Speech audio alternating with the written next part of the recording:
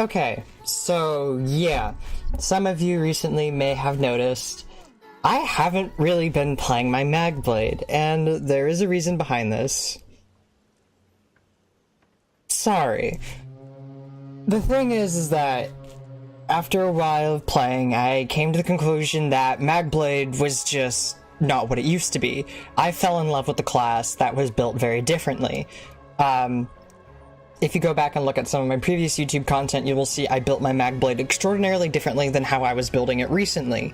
I did not like the way I was building it recently, and that's also partially because a lot of what I was building recently was a more meta playstyle, because the old playstyle I had got completely butt-fucked by ZeniMax. So what I decided to do is I decided to build a Stamblade build that performed exactly like a Magblade in the current meta, but because it was a Stamblade, it would allow me to play in an aggressive playstyle the way that my old playstyle would let me do. And not only is this playstyle a crap ton more fun, it's also more viable. It is extraordinarily more powerful. So first off, I'd like to go over the skills that I have and why the skills are laid out exactly the same as a Magblade skill is, or skill bar. So first I have Relentless, right? On a Magblade, I would have Merciless Resolve right here. Since I'm a Stamblade, I have Relentless Focus. Here, you can do two things, and this is where your playstyle will vary slightly, but not a whole lot. You have two things you can put: your Lethal Arrow, which is of course going to get everyone to rage at you, but it's also extraordinarily effective because this game is completely balanced. And then we have the option that is much more like the Magblade. The Magblade gave us a instant cast spammable that was in the past relatively cheap, that did fair damage and healed us. Well, that's what this is right here. This is a instant cast spammable that does fair damage, relatively low cost, and heals us for the damage done. So, you know, our spammable is just like the old Magblade. Then we have Shade. You know, Shade is Shade. It doesn't matter if you're using a Magblade or a Stamblade, Shade is Shade. Shade is always useful except for when it's broken. Then we have our damage over time ability, our primary damage over time ability, the one that's actually doing damage and we're using as a I'm going to kill you threat. That would be Poison Injection, or on my Magblade it would be Crippling Grasp, that I would also put in this spot right here. Of course, because of how they, you know, the difference in spec, they do different things. For instance, this is a shit ton more effective on werewolves. In fact, one of the reasons I actually like using a Lethal Arrow sometimes is just in case I run into a werewolf, because if you notice, I don't have Dawnbreaker on my bar. And that is a conscious choice on my part. So that's that. Then we have our stun. Now, Magblades would typically use Flame Reach or Destructive Touch, Clench, whatever you want to call it, which has a very, very shoddy damage over time component. Like, it was a really bad damage over time component, but it had its uses. It was primarily used as a knockback when you're using a Flame Staff. However, the knockback for Destructive Reach is really, really bad. It doesn't actually knock back your opponents that much, and it really kind of knocks them up a bit. Not the fun kind of knocking up, if you get what I mean. And here we have Draining Shot, which very noticeably knocks your enemy back and actually tells you in the tooltip, knocks them back 6 meters and stuns them for a short period of time. Now, Draining Shot sadly does not have a damage over time component, so we can't do the whole Valken undodgeable damage cheese, but I'm okay with that, because I never liked that playstyle anyways. And it also heals us when the stun ends, which has its merits, but honestly, the reason I use Draining Shot is something I will kind of touch into later. Shadowy Disguise, you know, Cloak is Cloak. The difference between my Magblade and my Stamblade is that I'm using Cloak less frequently because I just cannot sustain it, which is okay. You know, that's something that comes with a little bit of practice, that comes with just getting to know the class in general. On my Magblade, I was used to cloaking a lot, not just as like a combat thing. I actually was really bad about using Cloak in combat, where on my Stamblade, I'm forced to use it in combat a lot more often, but in combat on my Magblade, I would use Cloak to dodge very high damaging things, not as much to get away. Getting away, I would use Dodge Roll a lot more often than I would use Cloak. So Cloak is Cloak, right? We have this in the same spot on my bar that I would have it on my Magblade. Then we look on what I would have on my Magblade. I would have in this spot, I would have one of two things. I would have Mirage, or because I want the Expedition, I would typically use Double Take. And that gives us Major Evasion, which is a powerful defensive buff, which I also get from Shuffle. And rather than Expedition, which I would have on my Magblade, I actually get fucking Snare Removal, which is brilliant. That's great. That allows me to play my playstyle to the fullest. And then I look at, you know, some of the other skills, and we have my Sustain skill. You know, I would just have Siphoning attacks. Well, now I have Leeching Strikes. It's right here. Then we have a Bread and Butter heal, you know, Vigor. And on my Magblade, I would use Blessing of Protection. Just a quick Bread and Butter heal. However, I've come to the conclusion that healing on a Stamblade is considerably better than healing on almost any Magicka class aside from a Dragon Knight, a Warden, or a... Actually, okay, let me put it this way. Magblade has the second worst healing in the game. It ties with Sork, but I think Sork has slightly worse healing, and that's just a personal opinion. Magblade could very well have the worst healing, but because the class has healing buffs as well, like, if you go into Siphoning, you'll find stuff... Magicka Flow, blah blah blah. Here it is. Soul Siphoner increases your healing per Siphoning ability slotted.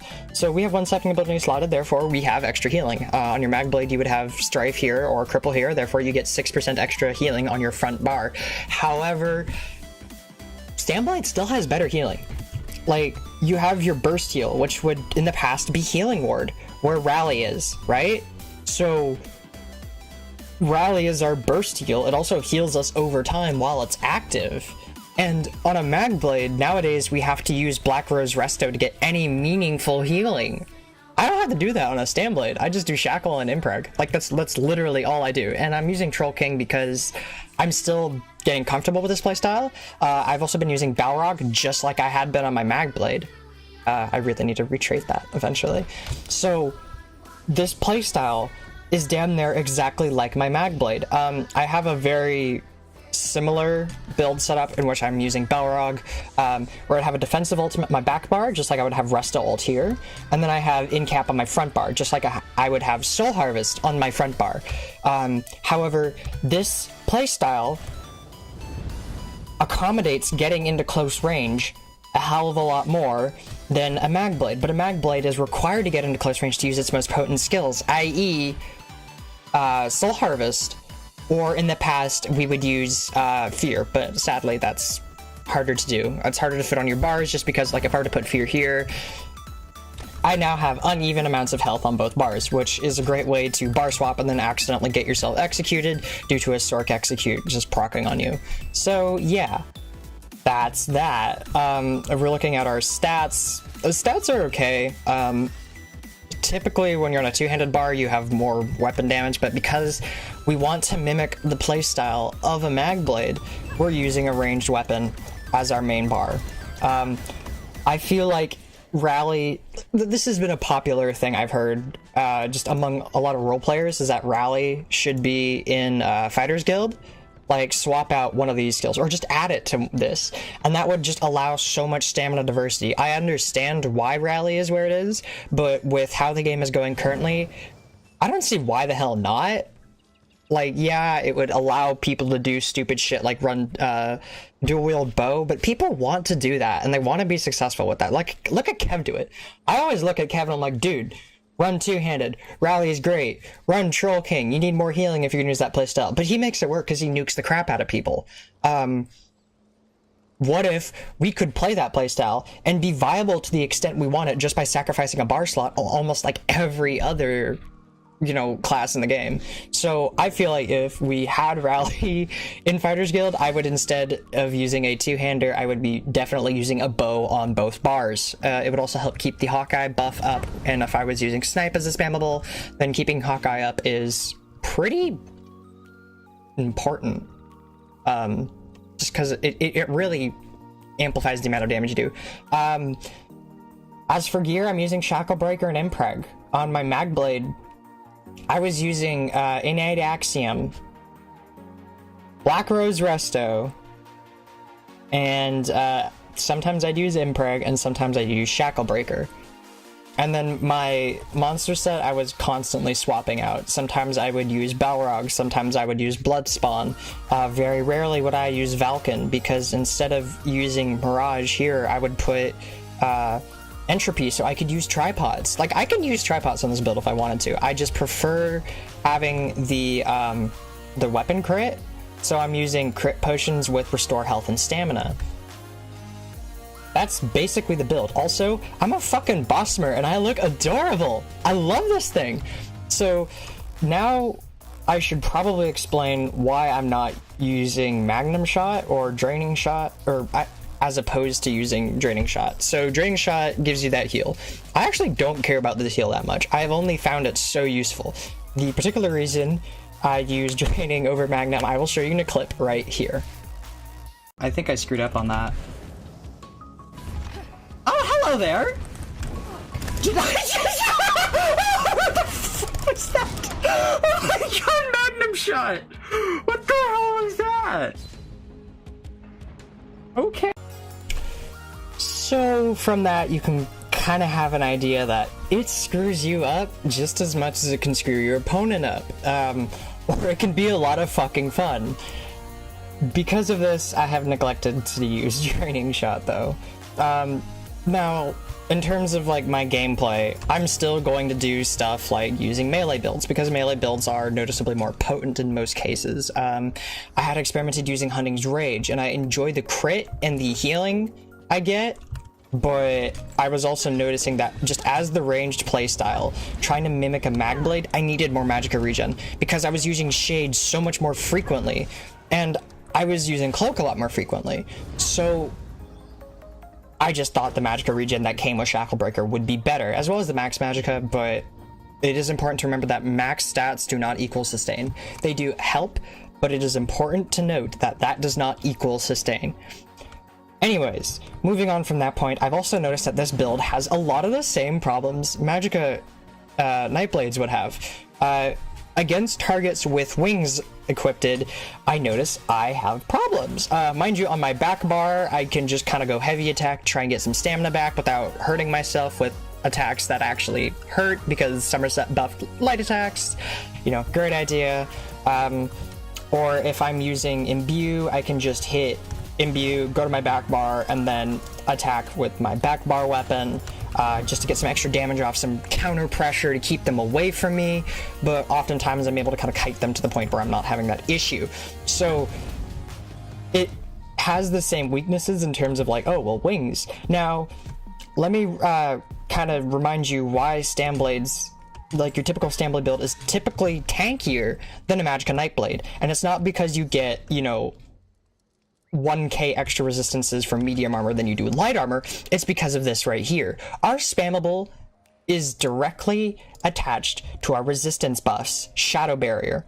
So after I cast Shade or Cloak on my Magicka Nightblade, I have 7.5 seconds of extra resistances. But on a Stamblade, if I'm using Surprise Attack, I have that resistance up as long as I'm being offensive, which is so fucking powerful. I can't even express how messed up that is. Now, in the past, that was just a quirk of the class, and it made sense because we had cheap healing that was actually meaningful. We had other ways of defending ourselves. But now Magicka Nightblade has gotten so beat down to the point where not having its major resistance buffs up is a fucking problem. Like, I'll notice in Battlegrounds, I'm wearing Impreg, right? So I'm considerably tanky. But I notice that when I do things, I'm almost as squishy as when I was playing a Magblade, and that's specifically because I don't use shadow abilities quite as much as a normal Stamblade does. This is a noticeable problem for Magblade and this particular playstyle. Now, I'm not asking you to buff this playstyle, actually. I think this playstyle right here is absolutely stupid and should not exist. I'd much rather they buff Magblade, even though I absolutely adore the antlers, and I'm an archer in real life, so thematically this build is very appropriate for me. However, the animation of Snipe triggers the shit out of me for both balance reasons and like art reasons, because that's not how you use a bow. But, you know, I'll get past that.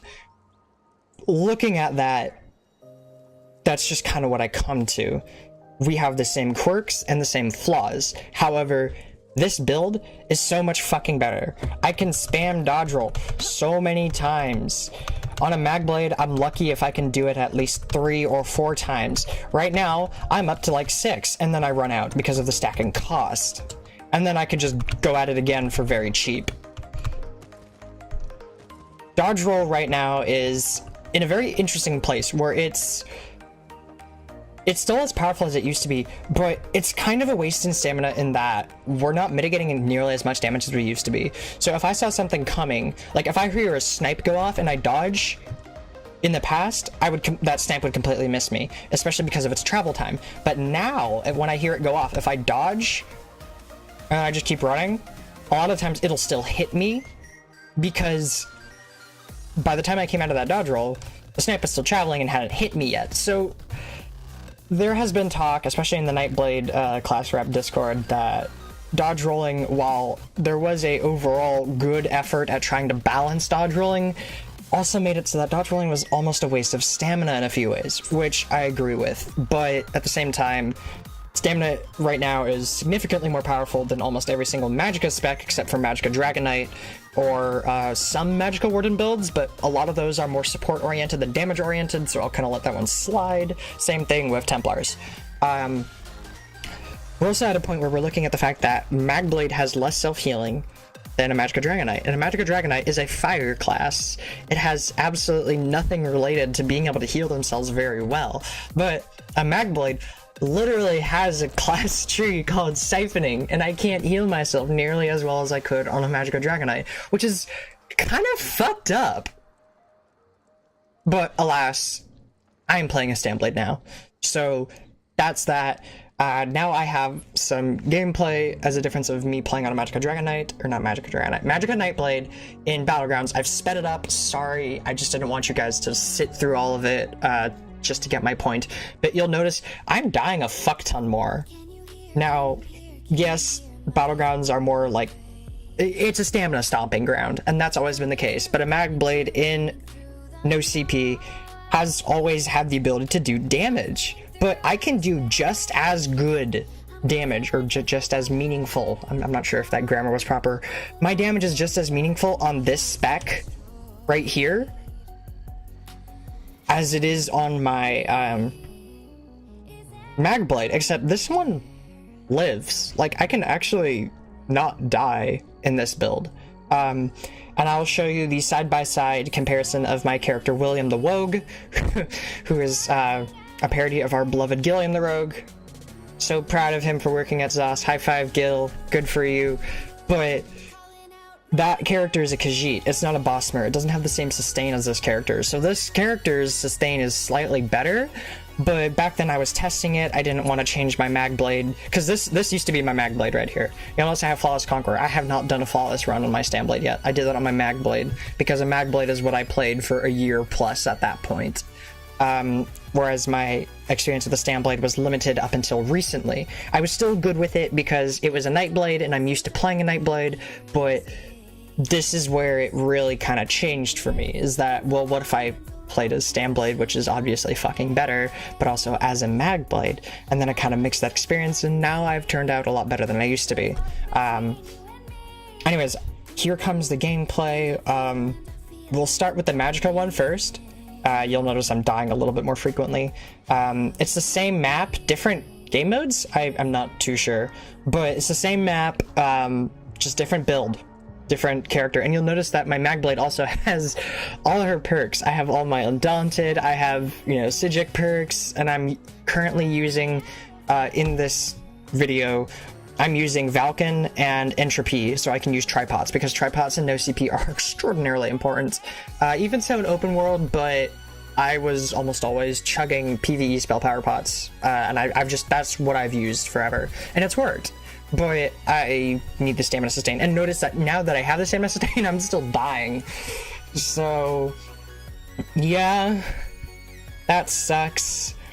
And then in our no-CP play of William the Wogue, using this build, you'll see that I actually don't have Imbue.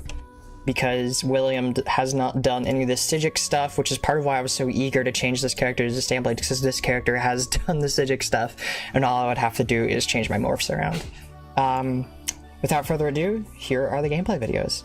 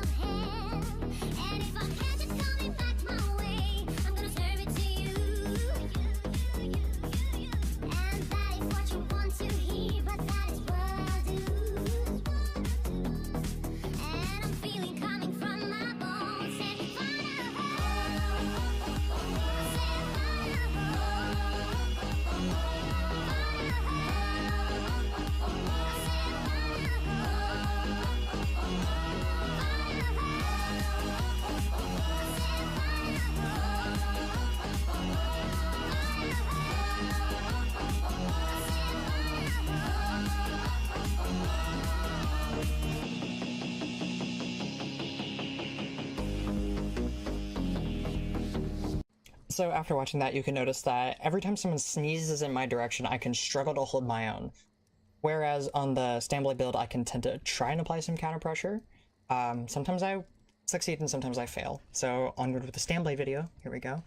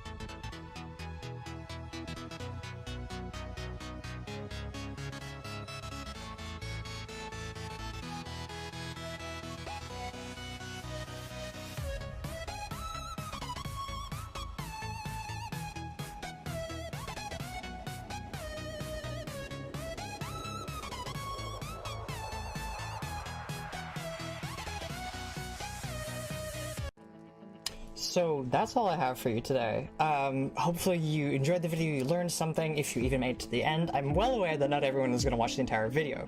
I'm hoping that people at the very least got through the first 15 minutes, because that's where all the information is. The rest is just a little bit of information to back up opinions and a few more opinions.